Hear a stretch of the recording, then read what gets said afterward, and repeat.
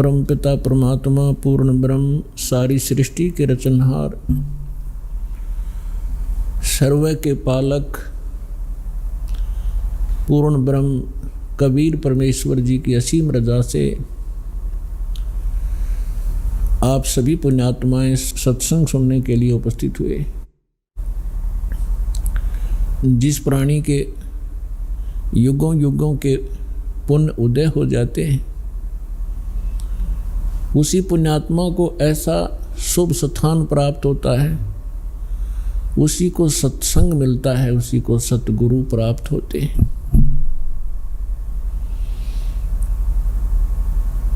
जैसा कि श्रीमद् भगवत गीता अध्याय नंबर 7 के श्लोक नंबर 12 से लेकर 15 तक गीता ज्ञानदाता जो श्री कृष्ण जी में प्रवेश करके बोल रहा है, वो काल भगवान ब्रह्म 21 ब्रह्मांड का प्रभु, जिसको सरपुरुष भी कहते हैं, वो कह रहा कि अर्जुन, जो इन तीनों गुणों की रजगुण ब्रह्मा, सतगुण विष्णु, तमगुण शिव जी तक की साधनाएं करते हैं, ये अपना जीवन नाश कर रहे हैं। और इनके विषय में फिर आगे कहा है कि जिनकी बुद्धि इस त्रिगुणमयी माया अर्थात इन्हीं भगवानों से मिलने वाले क्षणिक लाभ पर आश्रित हो गए हैं, टिक गए हैं, दृढ़ हो गए हैं, वो अपना जीवन नाश कर जाते हैं, क्योंकि उनके अंदर ये 4 गुण उपस्थित हो जाते हैं। राक्षस स्वभाव को धारण किए हुए, मनुष्यों में नीच, दूषित कर्म करने वाले मूर्ख, यानी इन भगवानों की तीनों गुणों युक्त रजगुण ब्रह्मा जी, सतगुण विष्णु, तमगुण शिव जी की साधना करने वालों को गीता जी के अंदर श्री गीता ज्ञानदाता ने कहा है कि ये राक्षस स्वभाव को धारण किए हुए, मनुष्यों में नीच दूषित कर्म करने वाले ये मूर्ख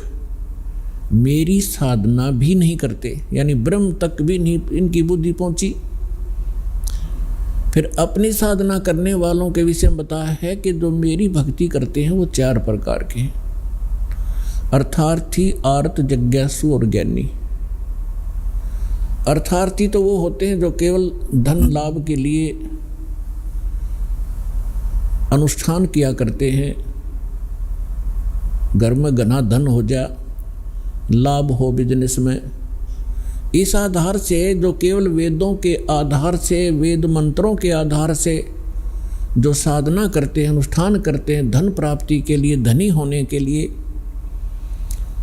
वो भी मेरे ही उपासक हैं, क्योंकि वो आन उपासना नहीं करते, अन्य देवी देवता की पूजा वो नहीं करते,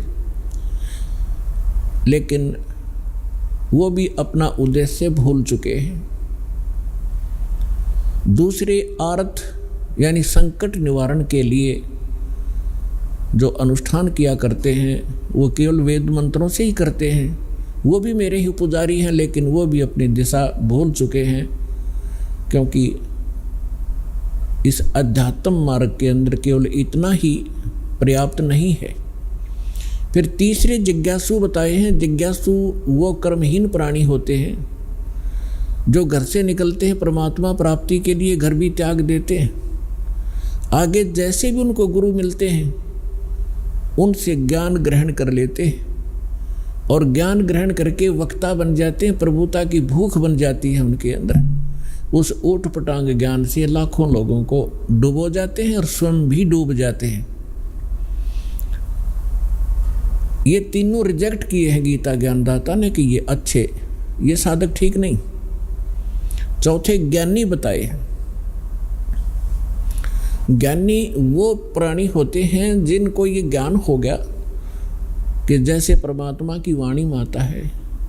मानुष जन्म दुर्लभ है, ये मिलन बारंबार, तरवर से पत्ता टूट गिरे, वो बोर न लगता डर। मानुष जन्म पाए कर जो नहीं रटे हरि नाम, जैसे कुआ जल बिना भाई बनवाया क्या काम। अब उनको ये ज्ञान हो गया कि मनुष्य जीवन का जो मूल कर्तव्य है, मूल उद्देश्य है केवल परमात्मा प्राप्ति, सत साधना करना और मोक्ष करवाना होता है। उनको दूसरे ये भी ज्ञान हो जाता है ज्ञानी को कि पूर्ण मोक्ष पूर्ण परमात्मा से ही होता है, इन अन्य देवताओं से नहीं होता। ब्रह्मा विष्णु महेश या अन्य उपासना जो करते हैं किसी देवी देवता की, इनसे मोक्ष संभव नहीं है। उनको ये भी ज्ञान हो चुका है, इसलिए वे किसी अन्य देव की पूजा नहीं करते, वो मेरी साधना करते हैं, इसलिए मुझे वो अच्छे लगते हैं और उनको मैं अच्छा लगता हूँ। ब्रह्म कहते हैं, ब्रह्म कह रहा है। लेकिन फिर वो लास्ट में ये कहता है कि ये ज्ञानी आत्मा ये बड़ी नेक हैं, उदार हैं, परमात्मा पाने के लिए समर्पित हैं, लेकिन तत्वदर्शी संत ना मिलने से ये ज्ञानी आत्मा, अच्छी आत्मा भी मेरे वाली अनुत्तम, श्रीमद् भगवद गीता अध्याय नंबर 7 के 16, 17, 18 में ये अपने विषय में बता रहा है। 16 और 17 में तो इसने चारों का विवेचन दे दिया, अर्थार्थी, अर्थ और जिज्ञासु का और ज्ञानी का। अब गीता अध्याय नंबर 7 के श्लोक नंबर 18 में ये स्पष्ट कर देता है गीता ज्ञानदाता ब्रह्म, ये काल भगवान, ये कहता है कि ये ज्ञानी आत्मा है तो अच्छी उदार हैं, लेकिन इनको तत्वदर्शी संत ना मिलने से ये मेरे तक ही सीमित रहे और मेरे वाली अनुत्तम, 7वें अध्याय के 18वें श्लोक में एक अनुत्तम शब्द है, अनुत्तमाम। एक तो अनुत्तम होता है, एक अनुत्तमाम, अति घटिया, एक उच्च, एक उच्चतम, सर्वोच्च, यानी सबसे घटिया मेरी साधना है, उसमें ये आश्रित हो गए। अब कहते हैं ये ज्ञानी सभी उदार हैं, लेकिन ये मेरे वाली घटिया में अनुत्तम, अश्रेष्ठ गति में ही श्रेष्ठ रहे।